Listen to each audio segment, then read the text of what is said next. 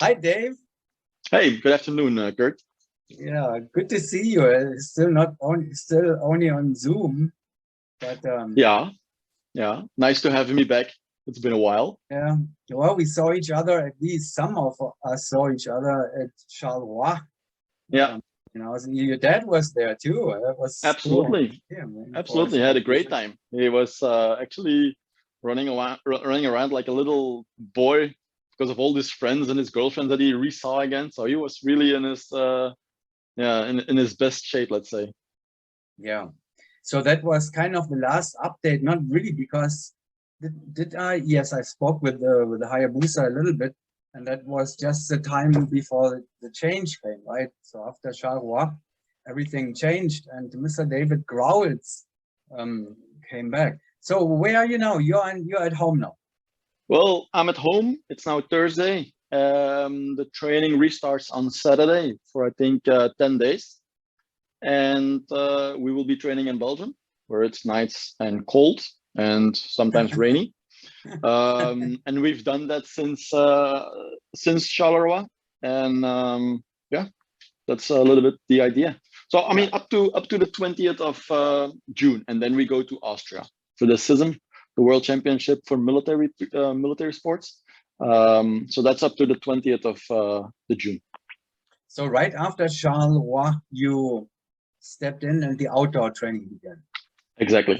So I think the guys had a break of 2 weeks because of their training indoor, and then we started training, and Neil went to his basic boot camp. Where is that? So well, up until the last day, he was always told that the basic boot camp was about 15 kilometers from his door, so not that far. And then in the evening, before he actually needed to go to his caserna, they called him, and then you had to go to the north of Antwerp, and that's about 60 kilometers away. Anyhow, it doesn't matter what the distance is. I think Michele did it, and that was about 250 kilometers. Now, luckily, Belgium is a small country, so everything is close by. The only thing is when we want Neil for the weekend to train with the team, then yeah, we just need to make sure that he's not too tired. Oh, he is coming on the weekends to train with you. Yeah, exactly. Because in the weekend the army does not work, or at least the education what he has to do is not working in the weekend. So now, for example, Saturday, Sunday, and Monday as a holiday, then we expect him to be in Spa to train, or at least do some couple of jumps, and then I will do from Tuesday up until Friday, and then hopefully he can be back on Saturday, Sunday. Well, So that's it's a a perfect mix. world. Yeah, that's great. So Yeah, you're not Hayabusa is not training at a military facility. You're training in Spa. yeah, correct. Yeah. Okay, that's a I mean a public training center for skydiving center for everyone. Spa has been amazing in the last few years. The only downside that we now had is one. Normally they have two planes. Now they only had one.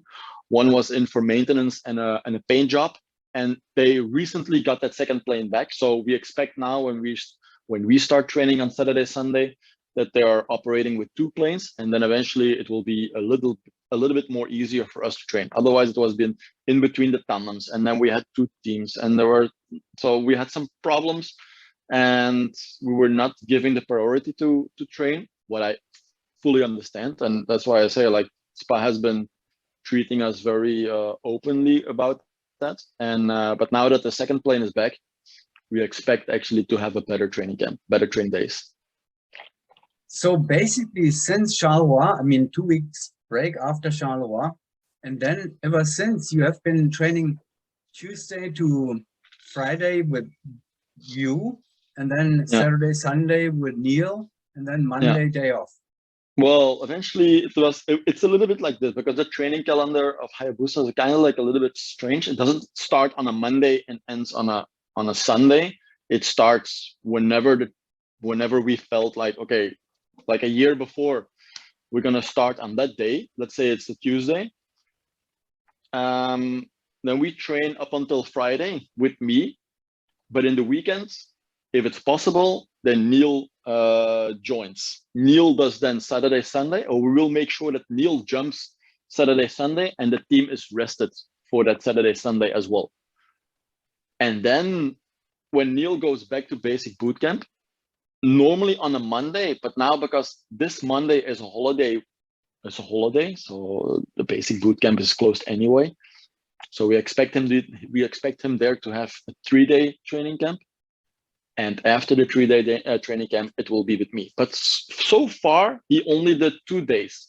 So I've been training with the boys, and Neil was only coming for 2 days. That was 2 weeks ago. And now I hope Saturday, Sunday, Monday, the weather will be perfect. The facilities and the planes will be there so that we can at least jump some more with Neil, because yeah, that's something we definitely need for the future. I mean, that's better than what I expected, actually, or what most people were thinking, that Neil goes to boot camp, then he's just gone for 3 months. But you are jumping with him. That's fantastic. Yeah, it's also for us, it was kind of like a chance, and we took the chance, and then still it's up to him to decide if he is up to it or not, because it's not just sitting on a desk and filling in some papers. He really needs to do some military training. And also we felt the last time when he was training with us that on the Sunday, and so he was training Saturday, Sunday, but on the Sunday afternoon, yeah, his energy level started to become go down. You kind of felt like his he became tired. Yeah, mentally for sure. So physically he might be up to it. You can take turns, actually. Yeah, exactly. So for me, I need to make sure that I'm ready for the season in 20 days, or let's say in 18. And in the long run, we just need to make sure that whatever we can jump with Neil, that we do that. How is it going with you? I mean, after, what was it, like 2-year break? No, is it 2 years already? Yeah, 2 years. Yeah. So how is it going for you, Dave? I highly underestimated it. In all honesty, I think I said my goodbye somewhere in May 2020, and now it's May 2022. So that's 2 years. But eventually, I did my last indoor meet the end of January 2020. So that's, let's say, 2 years and 4 months. And when I did my first training jump, that first day, because it's so cold, end of April, beginning of May, it's still cold in Europe. I got a fever. I had like a viral infection, but then eventually I struggled through. And in that first whole week, it was not good. Not so much that the jumping was not good, but I felt for myself, my body, my state of my body was not well prepared. And now it starts to, I feel great now, but that first week was hell. I underestimated it, and the level that the guys were flying was a touch too much for me, what is, I think, absolutely normal. So it also took a little bit of time for me to adapt to them again. And yeah, I think we're on the pace.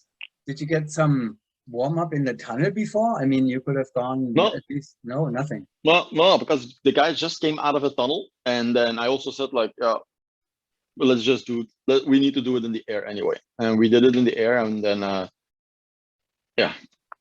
here we are. I mean, I can say, like, okay, we are ready for the season. I think we will score very well.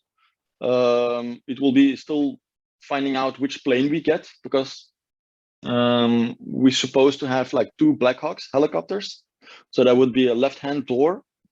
But the way how it looks like now, it's going to be like a 50-50% chance that it's or the Blackhawk or a Pilatus. But that's a right-hand door. You have the 5 seconds for the star. Exactly. So the exit doesn't matter so much. It just matters who's the outside center on that case. The outside center, why? Yeah, because in the left-hand plan it would be me, but in the right door it would be Mike, and he's used to Pilatus. It's just whoever Pilatus, you cannot afford funneling an exit. Even that would go beyond the 5 seconds, probably. No, please no.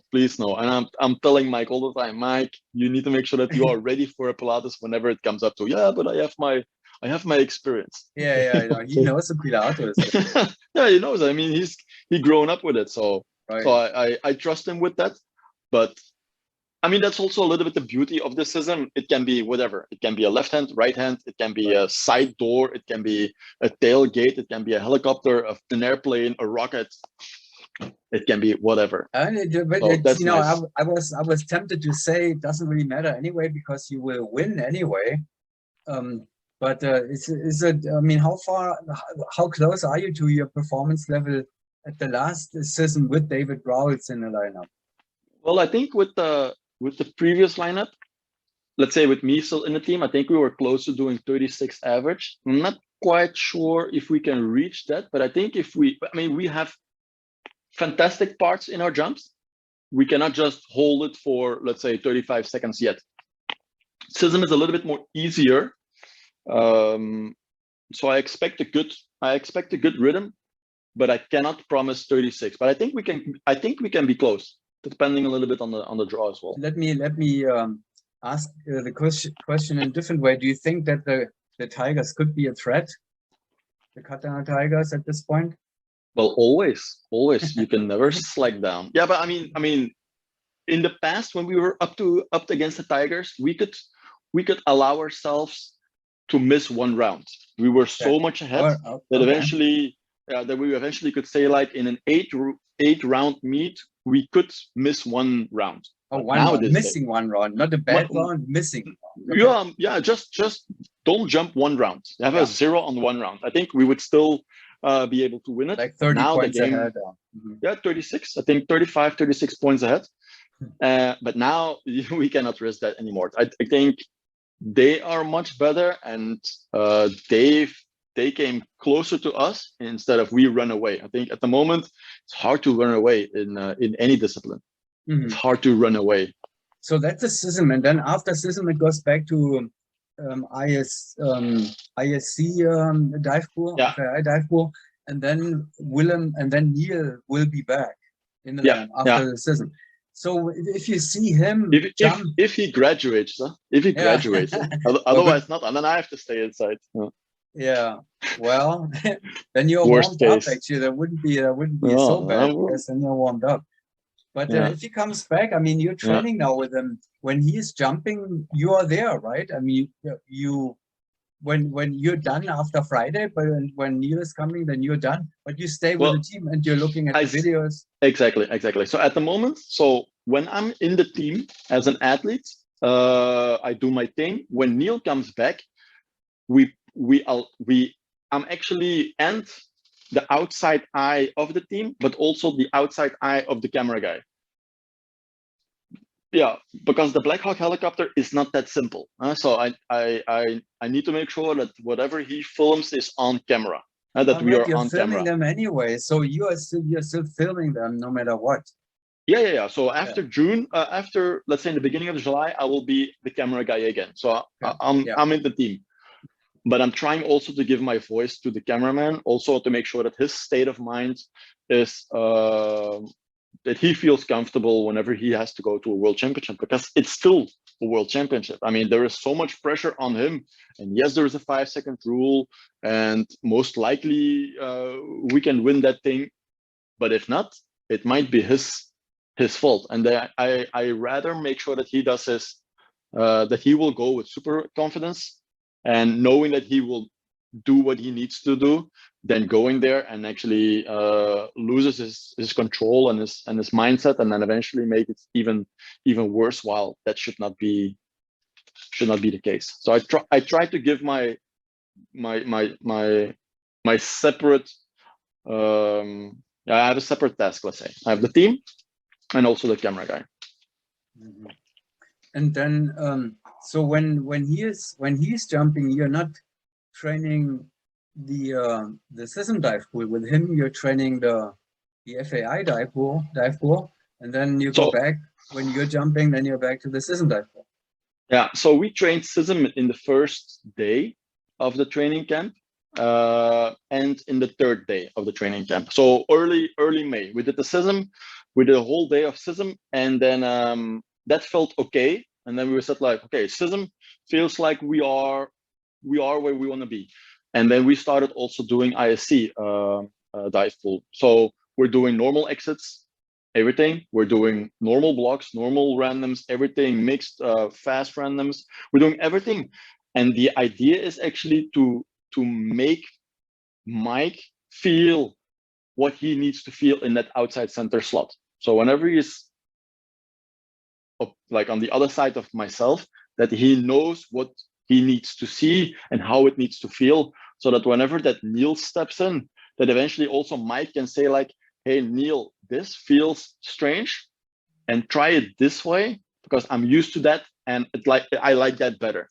So that also Mike has like some sort of a guidance, because otherwise the two in the center, they can discuss with each other, but if they don't really know what it needs to look like or feel like, then you're just guessing. So my job in the next 10 days, let's say, is also making sure that Mike knows what he needs to do, what he needs to feel, what he needs to look like, where he needs to look at, his level, his distances, his cross references. So yeah.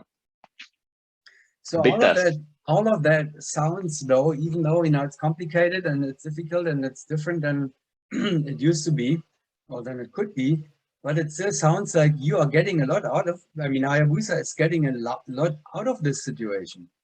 So I think it's the best world at the moment. I mean, it's maybe a little bit bad, let's say, for Neil, but we hope that Neil can catch up in the next, let's say, 400 or 500 jumps starting from June. That's the hope. I'm not gonna say that we can we can make it, but at least we would. Yeah, like I said, we're looking in the far distance, so we're looking in the future, and we try to make Neil as good as possible. It's not easy. I have to admit, it's not easy. It's not easy, and we're with the group, we're doing our best to get them there as fast as possible, but we cannot skip. We cannot skip some training parts. We cannot just go make him under pressure. That's the worst. So yeah, the long-term perspective has been clearly stated by HayaBusa that this is what matters now, the long term. Yeah. But it sounds to me like even the short-term situation towards this year's World Meet, it sounds like you are kind of ahead of yourself a little bit there. No. No, well, no you know what? No, I mean, in all honesty, sometimes I land and I feel and I think like, hey, this goes as good as what it was 2 years ago or what it was 3 years ago. I can walk next to Mike into the packing room and I think like, Mike, I don't know what to say. It feels really good. I think the way how you pick up my grips, the way how you present them, where you're looking at, how far you go, it feels so good. It feels so trustful. And then I also tell Bob and Dennis like, hey, 400 more jumps with this lineup and we can be very competitive. But we're talking about Neil now. So that was you when you are when you step in, then it feels like Mike is ready to go to that situation where you were 2 or 3 years ago. So when Neil comes in, that also sounds like right now I consider this a pretty heavy setback when he goes to boot camp and he cannot jump. But now that you have him actually on the weekends a little bit, it looks like that's where you with Neil you may be ahead of what you were expecting actually to, or where you're expecting to be at. Well, we only did 18 jumps now with him since since Charleroi, so that's not a lot. It's not much now. Yeah, it's not so much. And even now, I think the upcoming weekend or 3 days, put 30 more, maybe 35 more jumps on it. It's not enough. So I mean, no, we cannot. I cannot say that it's gonna be I cannot say that it's gonna be a walk in the park. No, walk in the park. It would be nice if you just finish the boot camp. It's nice that we have him, but it's not a necessity. If he's there, fantastic. We will use him. We try to jump with him so that he keeps current. If he's not there, then we make it up somewhere else. But yeah, we only did 18 jumps with him. So in all fairness, yeah. But the jumps those 80 jumps after Charleroi with him. 18. 18. Yeah. 1-8. Yes, 18, not Oh. 18. Yeah. 18. Oh. It's not so much. No. No, that's not very much. No. That's almost, Don't get that's me the number wrong. of jumps I make even in a whole Yeah. year. Yeah. No, it's not so much. Oh, Yeah. okay. Well, that's so those 18 jumps, when you look at those, but that's I mean, that's standard, so that's good. You know, he is We keep him busy. It's better than nothing. He already did one weekend. Now with upcoming weekend, so maybe we make some more progression. right. If not, then let's hope that he just He stays more in it, at least by doing the weekends. He stays more in touch, and you know, when familiar with the team and all that. Exactly. That's And I tell you, it's not easy. It just comes out of a 5-day training boot camp. Then he does a 2-day training camp with the team. It's also heavy. You can say whatever it is, but mentally, physically, you still need to do it. And then on the Monday, you have to get back in. For now, on Tuesday, let's say, you have to go back to the Kaserne to do the following moment of your course. So yeah, you have your own experiences. I know that at this moment now he is cleaning his rifle. He went to the shooting. He went to the shooting range, and at the moment he's cleaning his rifle. And the instructor said, if the rifle is not clean, you cannot have a permit to leave the weekend. You So did he's now you did your boot camp in 2007, right? That's when you did your boot camp. Yeah, 2007. Yeah. And you were doing the boot camp and jumping on the weekends probably too at Spa.